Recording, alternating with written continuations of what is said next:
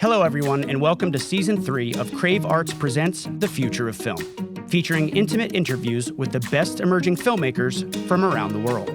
My name is Tom Oliva, and I am co-founder and executive director of Crave Arts and the All-American High School Film Festival, dedicated to discovering, showcasing, and uniting the next generation of visual storytellers and content creators. Some quick updates from the All-American Bulletin Board as we gear up for our 10th annual festival in New York City.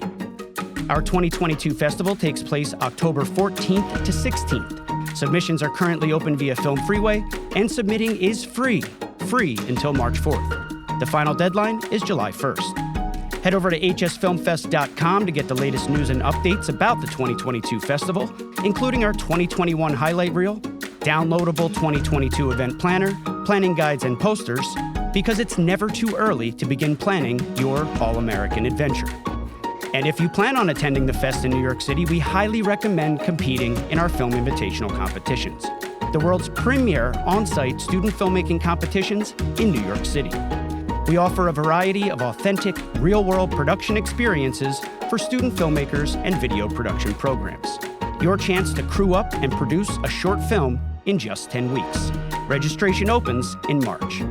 And teachers, if you're looking for a great way to boost your curriculum and elevate and inspire your students, check out our video production resource community and roadshow. Two terrific in-person or remote opportunities featuring lesson plans and interactive presentations based on our library of exemplary student films. More information can be found at hsfilmfest.com under our Education tab. All right, I am stoked to present today's special guest. Today, I am joined by festival alumni from 2017 to 2020, Max Shoham, to dig deep into what drives this emerging filmmaker. Revisiting the prolific submissions Max shared with us over his All-American tenure, 4 years of eligibility, 4 years of growth, 4 years of nomination and contention, was a joy. And this statement comes with an important note worth considering. Max's films go there. You know what I mean by that. His films go places that force us to revisit painful history, harsh realities, awkward transitions, the kinds of subjects and stories that should leave the viewer stunned. And they do. And yet, I use the word joy and embrace it as an ambassador for Max's work. Because Max has the rare gift of possessing hope in the darkest places, for sharing the best of the human spirit when that very spirit seems to be teetering at the edge of the abyss. You feel the weight of the message, the call to action, the rallying cry, but you also feel the celebration of the best of humanity in every frame, the will to overcome and endure. The fact that Max can tell so many deserving stories and make each so distinctly creative and immersive is why I invited him here today. Because I want to know where all of this comes from, how the heck he manages to see the world this way and communicate it on screen this way, and why he sees light when others would only find darkness.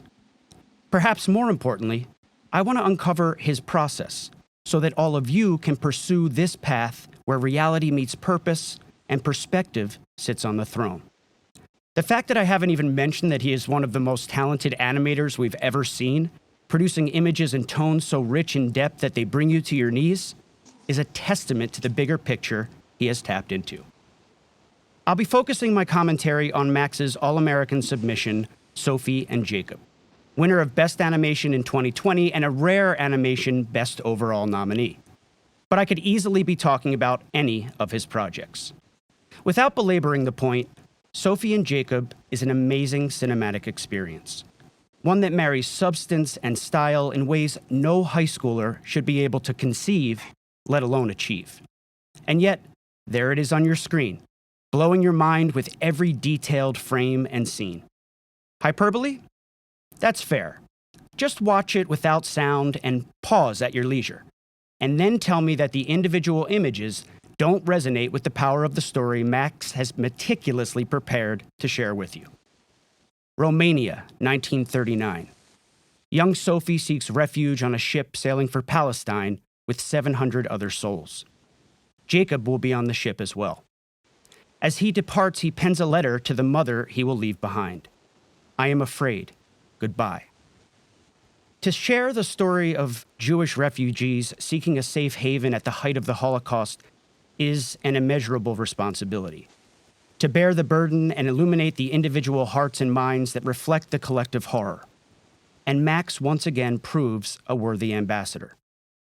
This story doesn't just carry the weight of incomparable loss.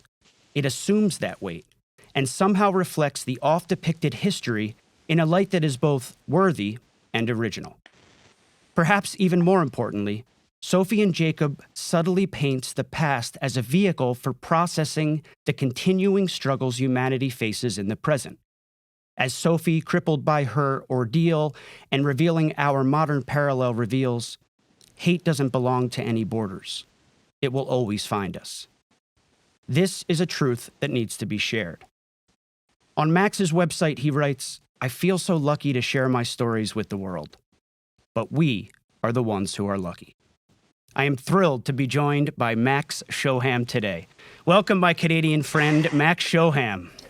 Thank you so much. That was really beautiful. I'm really stunned. Thank you. As you can tell, I'm a fan.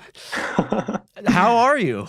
I'm well. Yeah. Thank you so much. This is such a lovely opportunity. Well, I'm thrilled to have you on the show, and I know that you have so much to offer our community, and I'm psyched to get into it. Let's just do it. We're going to start to get the conversation flowing with a little segment we call Personal Portrait. It's my favorite awkward moment to, just make us both feel Absolutely. awkward and human, and that's important. So Yeah, in I this love it. quick reply exercise, I'll say a little phrase or a question and just say the first sort of quick thing that comes to your mind. All right. Here we go. Your stories come from... Definitely what I feel like I need to make at that moment. Like if I'm compelled by something that's going on in my brain, that's just like knocking around, needing to like get out onto the page. Why animation? Animation, well, I think of myself as like a multidisciplinary filmmaker. I like live action as well as animation, and I like when they intersect. And I think it can create moments of moments where we show what imagination and what the mind's eye looks like in film. Being Canadian means? Having free healthcare. Collaboration. Definitely would love to collaborate more in the future. And currently I'm working on several collaborations with other filmmakers and artists, and I couldn't be more excited to stop my hermit-like ways. I can't wait to hear more about that. Well, your hermit-like ways have served you well. Networking. That's like the life of film, and like the life of all art is making connections with people and sharing. And yeah, I mean, something only really exists if it's perceived by someone else and makes an impact. So perfect. Yeah. Film school. Fun. I went to a public arts school in high school, and I went to a film program for 4 years, which I'm very lucky to be a part of that, and it was an incredible experience. It's called Etobicoke School of the Arts in Toronto, Canada, and I had a couple amazing film profs and saw a lot of great films, and that was all through a public film school. Like that was all through a public school system, and I feel very lucky. Currently, I'm studying at Concordia in Montreal for film animation, and I just think film school is a great space to create things. The lessons that you get aren't necessarily the most essential part of film school. The most essential part, in my opinion, is just having a space where you can create things fairly freely and just be able to experiment and practice and just make things happen. The perfect day. Wow. One in nature with my friends and family. probably exactly the same thing I would say. So Yeah, we are human after all. Yeah. And finally, All-American High School Film Festival. Oh, it's been a really wonderful ride for the past few years, and it's just a great opportunity that no young filmmaker should pass up on. Well, thank you. Okay, let's dive a bit deeper into all things Max, the filmmaker. You kind of covered this, but where are you right now, and are you currently working on any projects? Yeah, so I am in my second year of film school. All the films that played at Future of Film I made in high school. And I've taken the pandemic really slowly with my personal art. For a while, it was a pretty uninspiring time as a creator. And I just kind of came to a realization where I realized that I was in a transitory period of my life, and I didn't want to rush anything out of the gate. Like when I was in high school, I was pretty consistently making 2 to 4 films a year, which is a lot, and it can be pretty draining for like mental health. And I just realized that I should take this opportunity to focus on learning and kind of absorbing the world around me rather than forcing something that was unnatural out too quickly. And I think pretty fortunately, I'm now seeing another transitional phase where I'm getting back into making things happen. And I'm really excited to be starting the process on a new film. I'm about to start animating it. And also, I'm about to finish work on a new film, which I collaborated with an amazing director and actor from New York, Will Hockman. We made a film together, and I finished the animation literally yesterday. So that's exciting. It should be out this spring, I think. That's amazing. Well, I'm glad to hear that, you know, you took care of yourself first and had the patience to work on the skills that are going to help your craft mature. And I cannot wait to see what that looks like. So I certainly hope that you'll be able to share that with me. I also can't believe, you know, when I first started this podcast, it was the beginning of the pandemic. And, you know, it was something that came up in every conversation. I can't believe that we're still talking about it, still living with it, but we are living with it in ways that I think maybe back then we didn't even realize were possible. And part of that is the ability to work remotely. Is that what the process was like on this latest project? Yeah, so I'm referring to a film called Dogwood, and it's going to be out soon. I think it's currently in its post-production. And this is the first time I've put a lot of hours into a film that I didn't direct. So my friend Will, he's a really good friend of mine and a previous collaborator. He actually voiced Jacob of Sophie and Jacob. Cool. And while we were working on Sophie and Jacob, at the beginning of the pandemic, in like summer 2020, we were finishing the movie together. He sent me a screenplay, and he had written a screenplay kind of based off of his childhood and a beautiful kind of like fable-esque story from his childhood. And I'm not going to say too much because I haven't talked to him about this yet. But I really liked it. It touched me, and he asked me if I could animate it. So he wrote and directed the film and brought me on board as the animator. So we spent a long time together, and it kind of existed as this, like, I had this rule with myself for that movie where I didn't want to crunch at all. I really wanted to prioritize my mental health, and especially during the pandemic, which was so draining for everyone. I really just wanted that film to be like a little oasis creative project at the back of my mind during the pandemic that I could just work on slowly and carefully with Will. And now it's pretty much done. And that's been a really lovely change of pace from my usual kind of type of production. I love the title Dogwood. I planted a dogwood tree last year, and I'm sitting here watching it in the winter, praying that it survives because they're a very difficult breed of tree to take root. But once they do, they're worth every ounce of love that you pour into them. So I can't wait to see how that title relates to the story. Thank you. What is the process like working with, well, you're a busy guy. It's okay, Max. What is the process like working on something remotely? So, you said he sent you a screenplay. Obviously, there's a lot of trust there and a relationship there. But how do you work through something like that to the point where now you're, relieved and sort of on your way out of the project, ready to share it with the world? If you could walk me through that, that would be awesome. Yeah, absolutely. So we just FaceTimed like once or twice a week for the last year and a half.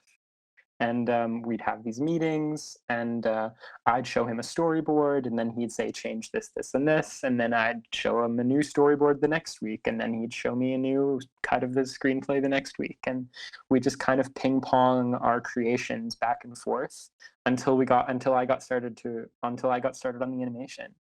And then it would just be I would create a new cut for him once every few weeks and send it to him, and then he'd give me his notes, and then that's kind of how the process worked. And what happened? Yeah, no, yeah, go ahead. Until the animation was done. Yeah. And is it hand-drawn animation? Yeah, like my other films, it's hand-drawn. This time I try to like learn a new technique every time I make a film. Like I want to like try something new every time. So this time I tried playing with texture and the backgrounds. Instead of making everything on Adobe Animate, I used TV Paint and Photoshop for the backgrounds. So I tried to make them look like hand painted and watercolor, and there are a lot of crayon textures throughout the film as well, because it's a child's story. It's a child's story, and I wanted the art style to reflect the mind of a young child. So I played a lot with crayon and watercolor for the backgrounds. Very cool. Thank you. I cannot wait to see it. So, what's next for the project? You're a second-year college student. Mm-hmm. Obviously, that's a big part of your life. But what is your goal for this film, and how do you get there? Yeah. Well, I mean, I think I'm almost done. Like my place in the creation of this movie is almost done, and currently it's being worked on post-production, and that's up to the director. And I can't wait to see where it goes. But I don't know if I have that much more to say about it, honestly. Yeah, fair enough. Yeah. I imagine, some film festivals and the circuit and that kind of thing. Absolutely. Yeah. So you're in film school at Concordia. That's a school I don't know a lot about, obviously, it being in Canada. Yeah. Why did you decide to go to film school? And why is that the right option for you? Well, I actually was really interested in going to American film schools originally. I got into CalArts, and that was definitely very interesting to me. But the prices for American film schools are just so prohibitive that it just made so much more sense to stay in Canada. And especially if I was looking for film school to be another place where I could just create work. And especially if it's just about that, it just made so much more sense to me to stay in the country.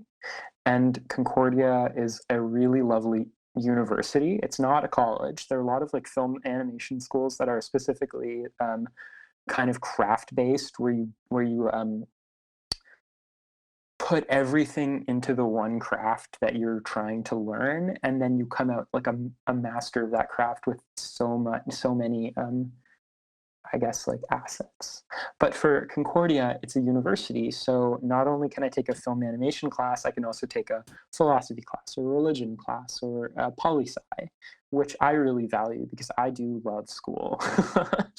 It feels weird to say, but I love school. I really love learning, and I get really into it. Like last semester, I didn't do a single animation class. I was just an academic student, and it was a really amazing break from always working on film. I was just doing poli-sci and English classes, and it was pretty awesome.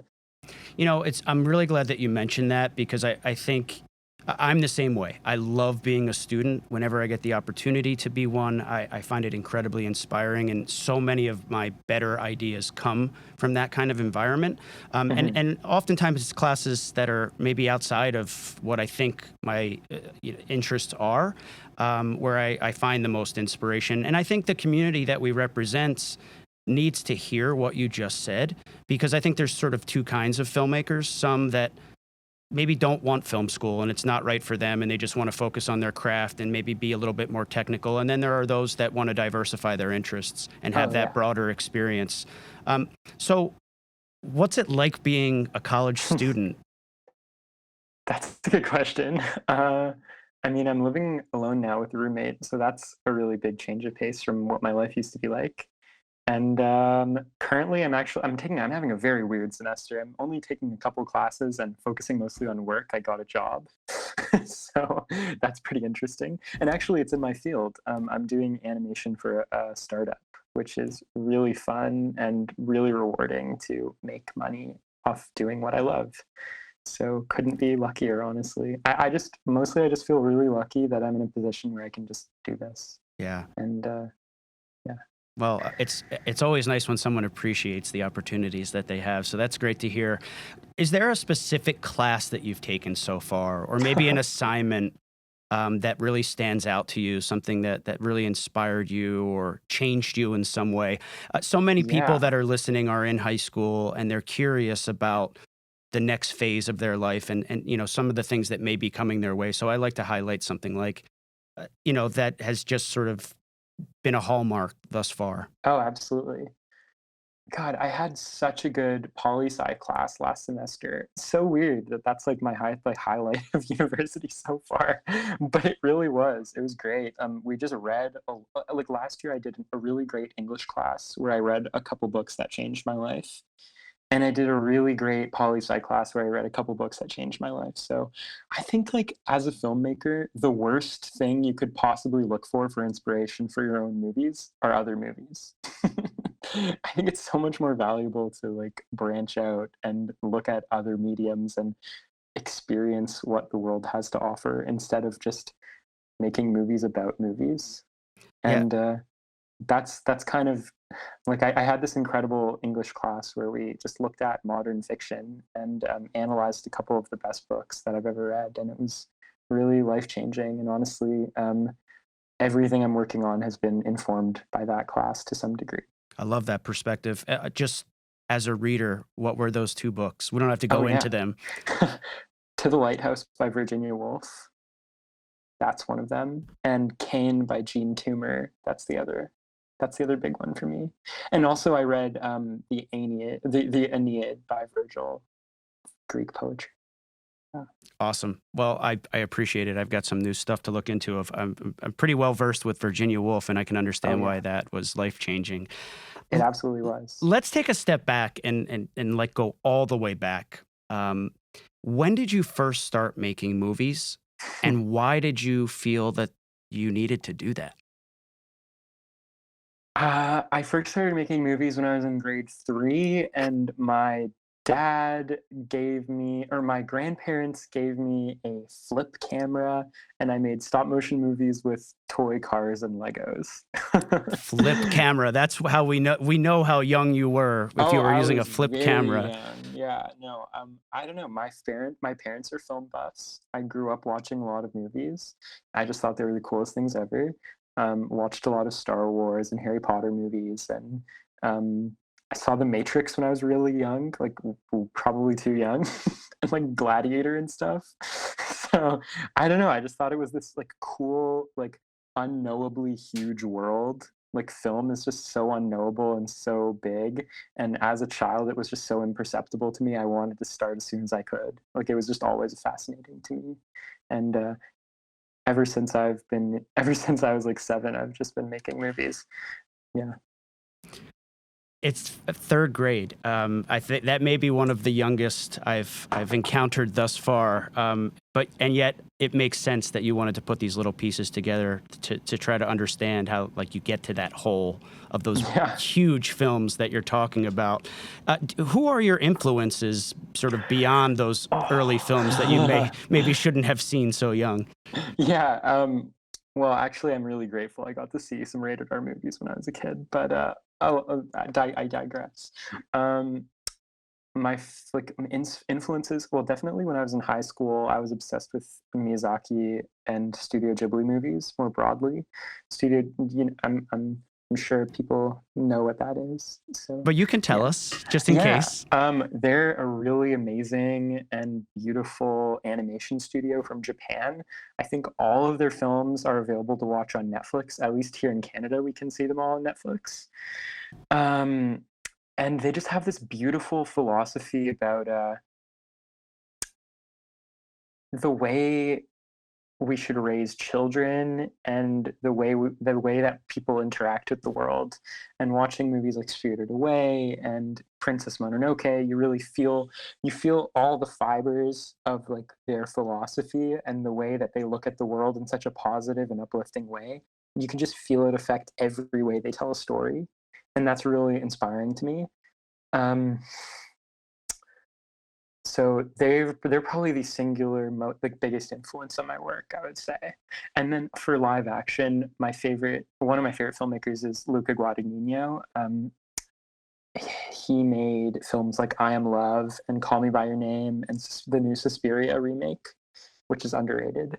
And I love his spontaneity with his camera work and kind of the camaraderie that he assembles with his cast. And every time he makes a film, it just feels like I'm being whisked away into a sensory world where I just perceive everything in a new way. So yeah, those are probably two of my biggest inspirations. I appreciate it, and I too love films that are about feeling and creating that feeling in unique ways. And Absolutely. I've seen that in your work, and I hope that I did your work justice in describing at least one of your films, because that's a huge part of how you create. The emotional subtext is palpable in everything that you've made that I've seen, and now it's kind of come full circle, understanding that influence. Thank you so much. And the Japanese. That's really humbling. Well, and I want to know how you do it. So, like, talk to me about your process. Oh. And you could take any one of your films, but let's just go with Sophie and Jacob to start, unless there's another film that you prefer. And yeah, because I'm curious about that as well. I mean, I know Hearth, the Moon, what is the Giant and the Moon? Yes, I mean, where do these stories come from, and then how do you get from the idea to what we ultimately see on screen? Wow. Well, actually, Sophie and Jacob is a really interesting and strange example. I saw the family tree at the end credits. Yeah. It's a brilliant little end credit sequence. Thank you for being creative with that. Most of the time it's just name scrolling, and that's easy to overlook, but yours actually made the story even more meaningful for me. So sorry, I interrupt. No, thank you so much. That's really lovely. Yeah, I wanted to end the movie with like a way to like ground what you've just seen and kind of attach it to our like real existence. And that's my favorite part of the movie, personally. I'm glad that I noticed it and mentioned it then. And for those of you who are listening, we'll be putting a link to the film in the description. And it is must-see TV. But the end credits are a family tree that ultimately reveals you as a piece of the story, if I'm correct. Yeah, that was the idea for sure. So how do you go from this idea of telling this very unique Holocaust story, which is very hard to do, and so I was grateful for the fact that you shared a story that I had never heard before. But it's one thing to share a unique story; it's another to make the viewer immersed in that world and feeling something, particularly through animation. So how does that happen? Well, actually, Sophie and Jacob had the most strange process ever. Like that was a really bizarre way to make a film. It started in April of 2019. I wanted to make a documentary with my grandparents and interview them and film them during Passover. So I went to Philadelphia for Passover, and I was excited to see my grandparents because I don't get to see them that often. They're American. And I wanted to bring my DSLR camera and just film our Seder and interview them about the story of my great-grandparents, Sophie and Jacob, and how they met as refugees from Romania. And my mind is blown by this. Thank you. I just really I've always like loved the story, and I've always been so curious, and there's always been such a lack of information in my life about it. It just exists as this kind of like creation story of our family in a really interesting way in the back of my head. And I was just like, I'm going to film some interviews and I'm going to make a documentary, and it'll be 4 or 5 minutes long, all live action. It'll be pretty simple. We'll make the movie. Maybe I'll have a couple animations here and there, and that's going to be it.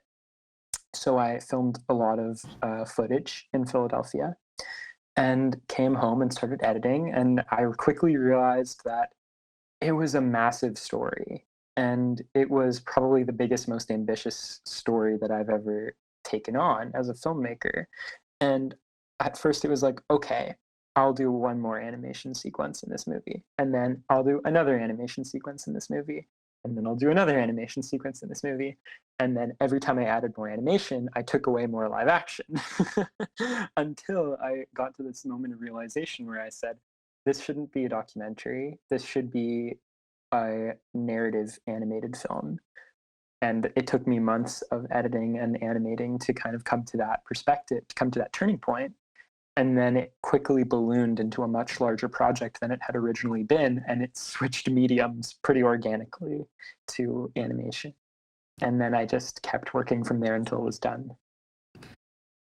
It's really interesting that you talk about it that way, because I can almost see those individual scenes being completed individually and then sort of forming the collective whole. Yeah. They all sort of have this distinctness to them. Obviously, they all work together really well, or Thank we you. wouldn't be here talking about it. But I can almost see them being developed individually and then being placed together. They're so intricate. I mean, I can't help but think about the scene of the ship where we get the wide view. We're able to see through it, and all of the refugees inside and the mechanisms of the ship working. And I love that contrast between machine and man. What sort of creative things should we be looking for in that film? What are you most proud of artistically in the way that you told the story? Because Max, it is brilliant. Thank you. Beyond your years. And I think that brilliance is so important because it's such an important story to tell. And the fact then that it all circles back to this very personal place, I don't know, just took it to another level for me. And I honestly had never noticed the end credits before I took this deep dive today. And that just changed everything for me. And now hearing you talk about it, it's amplified. But what are you most proud of creatively, as far as, how you communicated the story on screen? Wow, thank you. That's a really good and like probing question. And I don't know. I have a tendency to finish a movie and then hate it and want to forget about it and just move on and go new, new, new, new, new. And it's hard for me to like talk about what I'm proud about with my films, because all I want to do is go forwards and make something and like forget about that and then move on. And I think that's fair. And I think, just so you know, that's something I hear from almost everyone that I talk to. Yeah. I think that's just part of the creative spirit of an artist, right? That you have to move on, and you tend not to look back. Maybe this will help. The reason that I'm asking is somewhere out there, and it might just be one person in France. It might be one person in India who's listening to this. It might be someone in Philadelphia.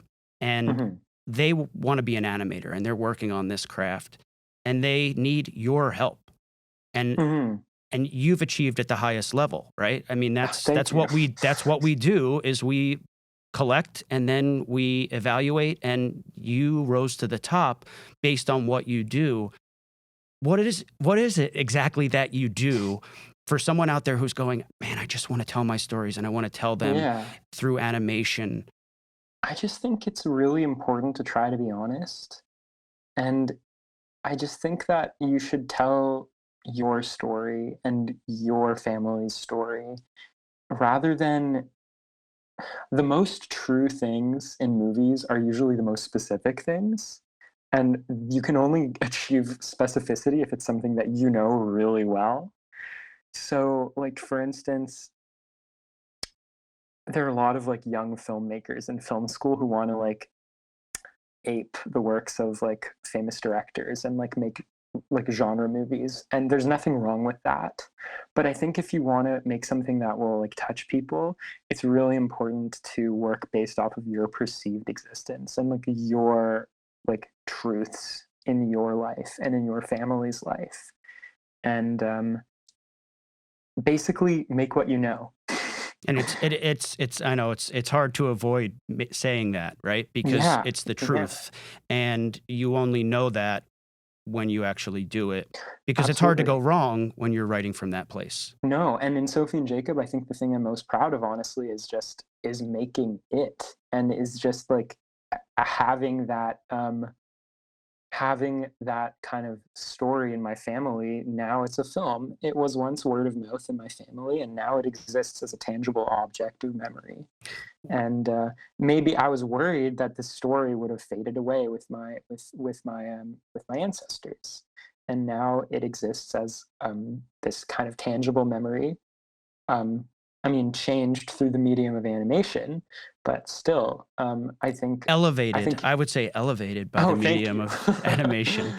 But just like as like a kind of statue to their memory and to the suffering of their story, I'm just happy I completed it. What awesome power in what you've done there for your family. Uh, Thank you. is your family proud? Or, I mean, what was Yeah. their reaction when you My first shared grandparents it? showed it to their synagogue. So that they watched it. They were my grandparents were very proud, and it made me very happy. And they showed it to their Zoom synagogue during service, so that was lovely. Oh, that's And awesome. no, it was really great. I got a lot of phone calls. So. On the sort of awkward side of that, at the end of the day, it's a love story. And there Mhm. are some incredibly tender moments in this Thank film you. where you feel the love between these two people, these two souls that came together under the most unusual of circumstances, under the most trying circumstances, on a ship sailing to Palestine to seek refuge, being denied, uh, no food. You can only imagine what the conditions were like on this ship. Mhm. But it's a love story. Was it Yeah. weird sort of imagining these tender romantic moments between your grandparents? I actually, I mean, if you put it like that, maybe, but I actually think this is the element of the film I regret the most. Just being critical for a second, because I love like tearing apart what I've made in the past. It's a movie about love made by someone who didn't really understand what that was yet. Mm. And I think that's the part of it that works the least, just because I didn't have the reference in my own life to make something like that yet. And like, as someone who's had more life experiences since then, just like I was like some kid, and like now 2 years later, I just feel as if like it's a movie that was made without the proper life experience necessary to tell a story like that, especially the love story. But it's really it makes me happy that you found it like tender, and like I guess that's what I was going for. But I wasn't making it with the full palette of experiences that were necessary, I think. I think that's very fair and honest for you to admit. It perhaps, and this is just a thought based on what you're saying, because I did feel it.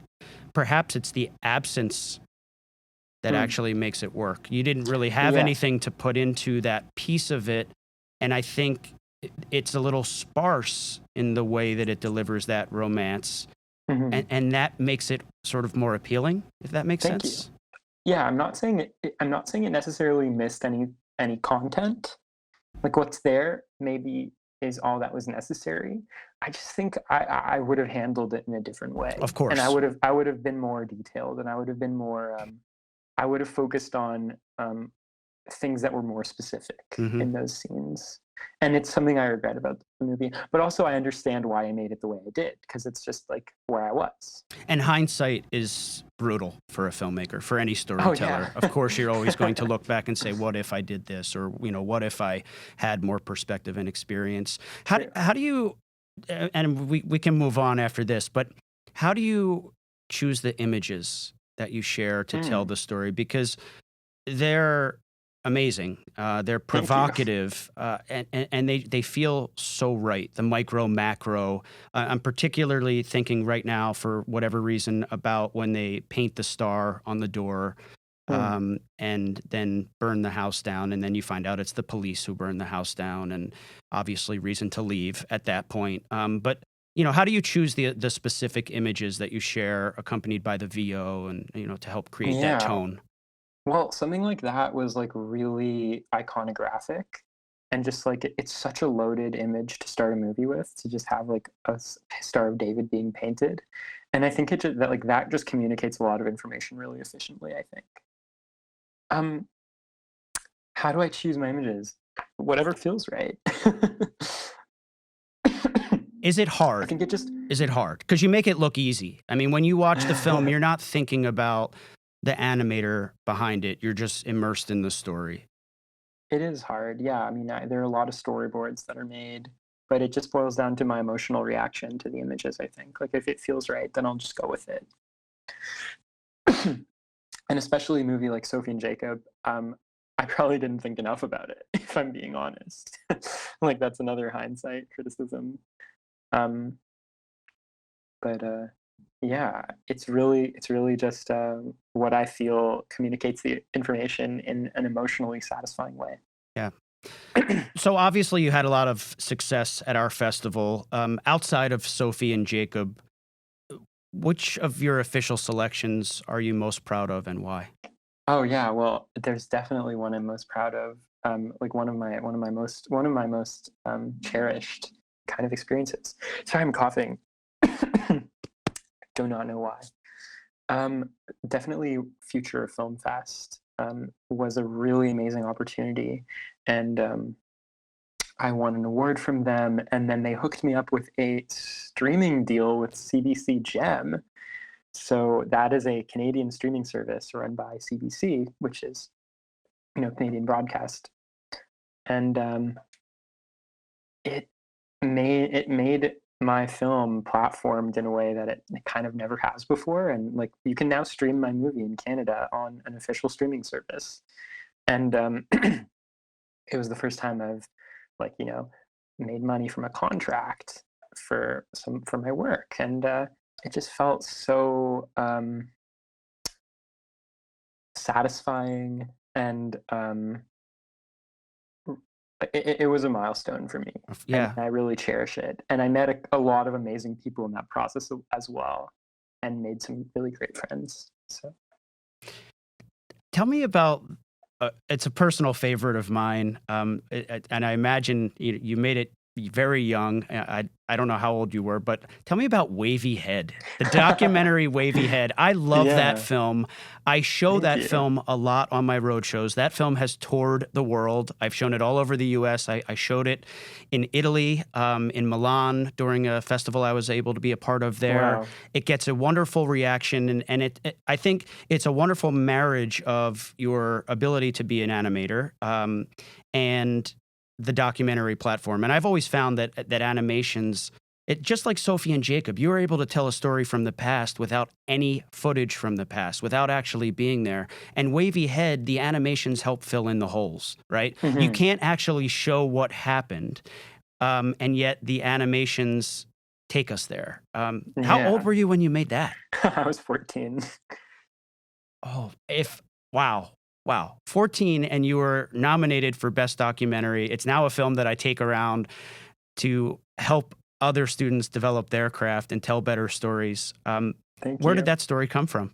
Um, Well, I was in grade 9, and I had a great film class with an amazing teacher, Mr. Kevin Johnson, a fantastic film teacher at ESA, which is my high school. And we had a project. We had to make a documentary, and it had to be like 5 minutes long. And that was our culminating project that year. So we had like 5 months to work on it. And we had full creative control. And the way the projects at that school worked is like a teacher would just say, make a documentary, make it 5 minutes, go. I'm not going to help you. Like, I can, if you show me cuts, like, I'll give you some advice, but I'm not going to help you. You just go. And I really appreciated that amount of creative control. And I was kind of discovering animation that year. Like that's when I started. Like my parents bought me one of those like tablets that hook up to your computer. Yeah, like a Wacom. No, like the Chinese knockoff Wacom, like the Helion. Yeah, I still don't have a Wacom to this day. I'm gonna get you a Wacom, Max. Stand by. Thank you. Yeah, so I just started animating, and I wanted to make a documentary that was, at that point, I was discovering that I really liked making personal films about myself and about my identity and my kind of my life. And like I liked sharing stories that I found very personal. And also that was being like nailed into our head by this teacher who was the very formative part of my journey as an artist. And I just wanted to make a movie about my skull and the life-saving operation that I had when I was a baby.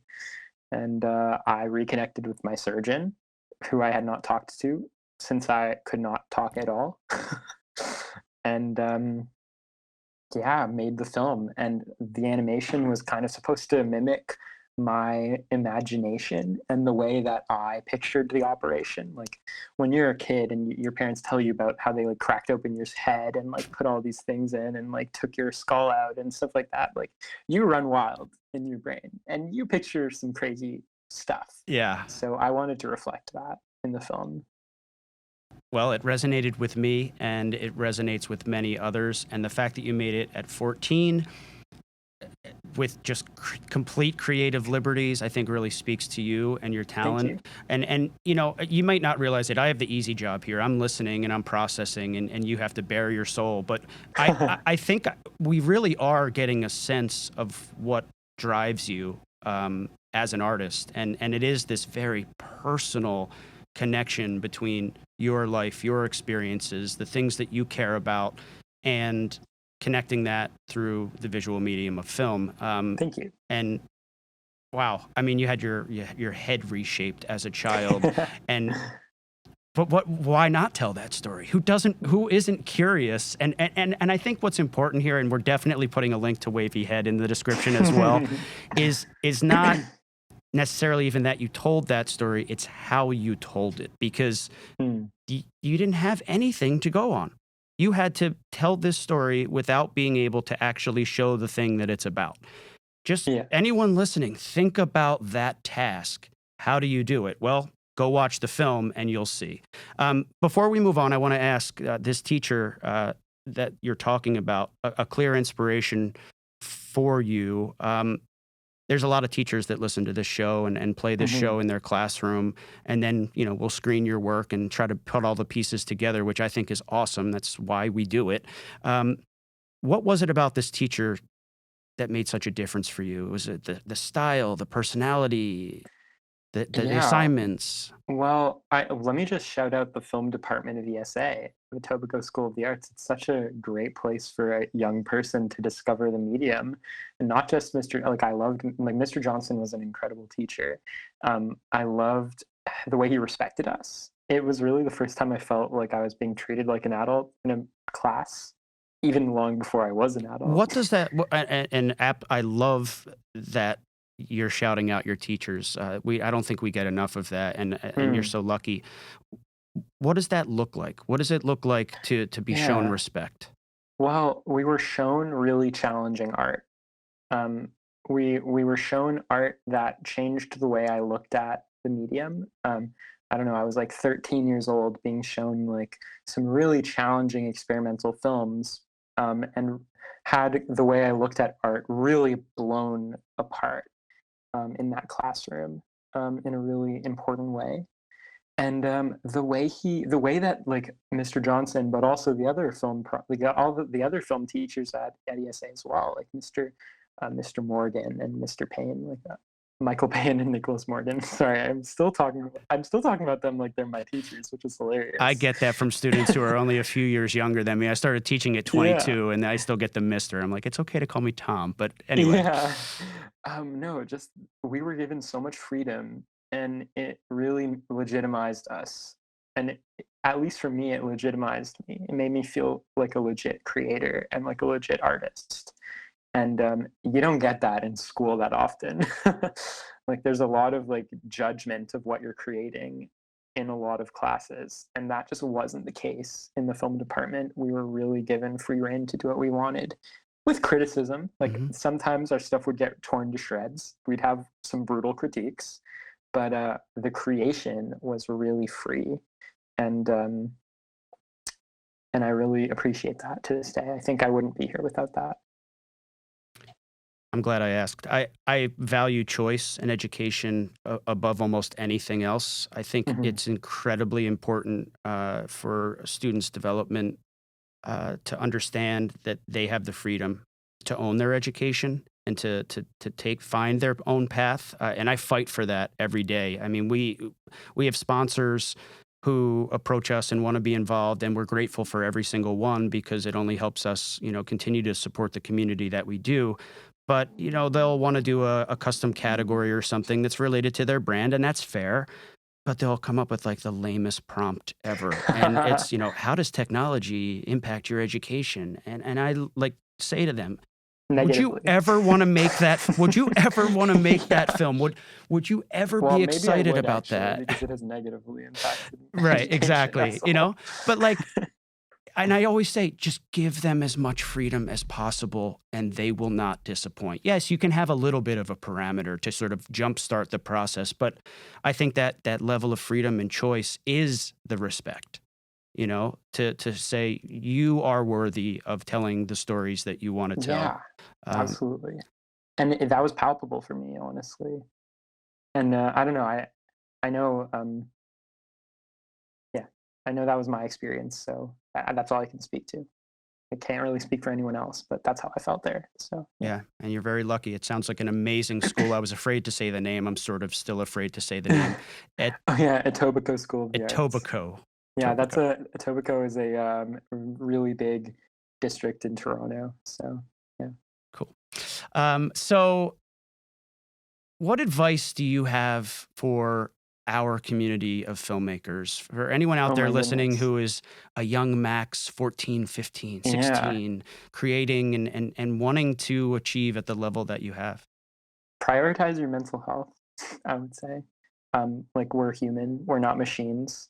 And as in this age of like overstimulation, and like there's a pressure that you always have to be making something and you always have to release something immediately.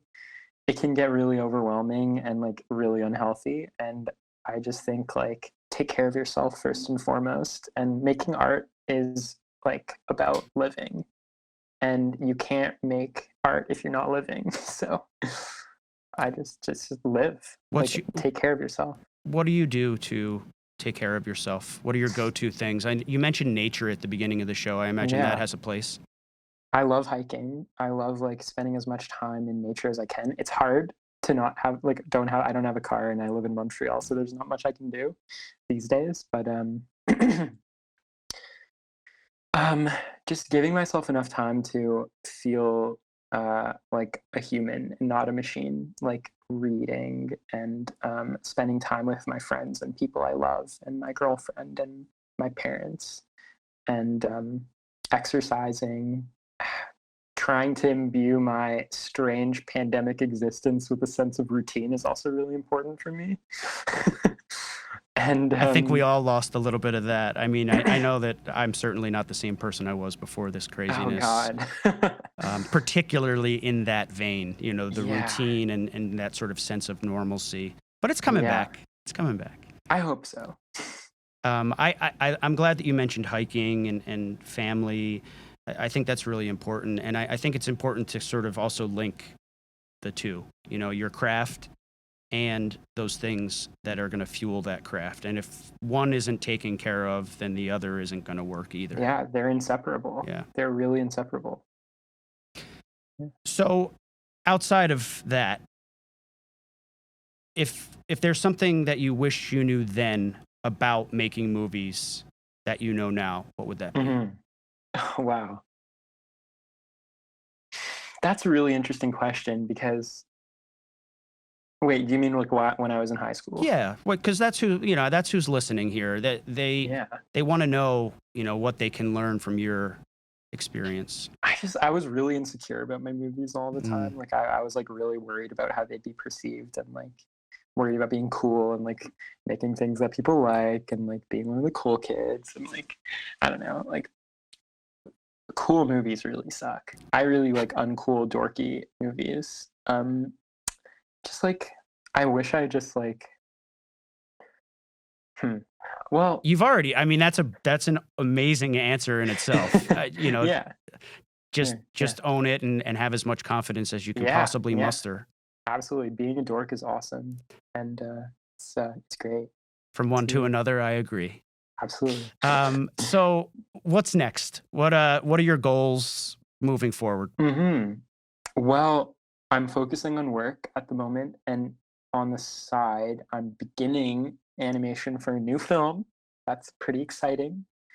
And are you directing this film? I am This is directing your this film. baby. This Okay. is my film. So this would be kind of my next project after Sophie and Jacob. And it's my favorite script that I've written so far. So can't wait. That's really exciting. I'm teaming up with a couple animators for that one. It's going to be one of the first times I've ever collaborated with multiple animators on the same film. And why are you doing that for this particular film? Because this one warrants a lot of animation. It's just a lot of work, and cutting it up between a couple really talented people. Like these people are really, really fantastic, and I just can't wait to get started with them, and also to learn from them, because they're way more like these are colleagues of mine. They're amazing. Like their works, they're I have so much to learn from them, and I can't wait. Honestly, I feel the excitement, and I'm excited for you because I know what you. that feels like when you find people that you're excited to work with. So let's leave our listeners with some recommendations. And I know you mentioned earlier in the show, and it's a fair comment that you don't necessarily watching movies isn't necessarily going to fuel your work, but it can be a movie, it can be an album, a song. I kind of regret saying that, but maybe that wasn't what I intended to say. I think maybe the takeaway should be like diversifying what you consume is important. Like not like breaking away from. I used to be like a watch a movie a day kind of guy. And like I just wasn't reading enough. I wasn't listening to enough music. I wasn't consuming what art has to offer. I was really zeroing in on movies, and that just makes art smaller than it needs to be. It's an imperceivably massive world. It's a good disclaimer. And I understood what you meant before, and I think probably everyone did. But okay, so that said, what are a few things that maybe a few films that people should have on their radar? Oh my goodness. Yeah. I know. I hate when people ask me that question, but it's my job here. Like new films? Anything. It could literally be. Well, having Criterion Collection membership is the most important thing you could possibly do. Second interview in 2 days where that exact statement was said. Yeah. So. Or go to your local library and see if your library card gives you access to Canopy. That's another streaming service, and it's free. The difference is that Canopy is free, and if you belong to an institution like a local library or a university that pays for Canopy, you can get access to an amazing streaming service with movies you've never heard of that are incredible. So Canopy and Criterion are the best. Just amazing restored old films from all around the world by filmmakers who are a bit more obscure than what you'd find on Netflix or Amazon Prime, and really great curation on both of those platforms. So like the film nerd in me is very pleased with those platforms. New movies that I love, I highly recommend watching a miniseries called We Are Who We Are on HBO. That's by Luca Guadagnino. Totally changed my life. Incredible miniseries.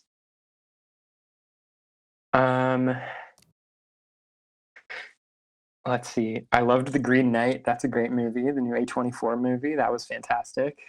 And totally inspirational as well.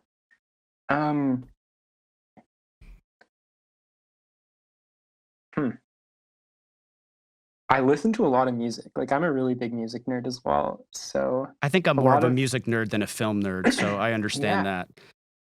A lot of my inspiration when I was in the middle of high school was like I discovered Bjork, and that was like totally new and exciting.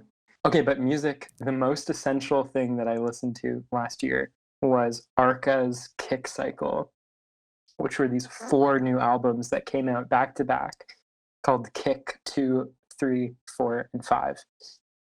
And these are incredible experimental electronic albums, spans like reggaeton music to like abrasive experimental electronica to like ambient neoclassical music. And it's all this huge, overwhelming package, and so inspirational and so beautiful.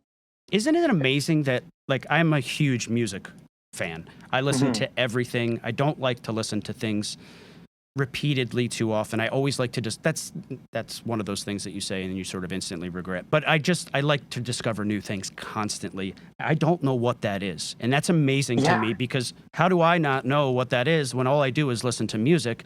And I am incredibly excited to check that out. And I love it's really how you described freaky it. and weird and strange, and it's just like new sounds that I've never heard before, presented in a new way with this multiple album cycle where the genre changes album per album, but it's this one piece. And it's just a massive piece of art that is just, the sheer totality is incredible. I love it. Well, I want to thank you, Max, for an insightful glimpse into your experiences and motivations as a storyteller. I encourage all of you to check out Max's work. There will be links in the description. And I thank all of you for tuning in and joining us. And I remind you that this is just one of many in-depth conversations with the future of film. Go to hsfilmfest.com for more information about the All-American High School Film Festival. And please subscribe and share across all platforms to support our important community of artists just like Max. Max, I enjoyed this immensely. Me too. Thank you so much. That was really special. Thank you, Max. And we'll see all of you next time. All right, take care.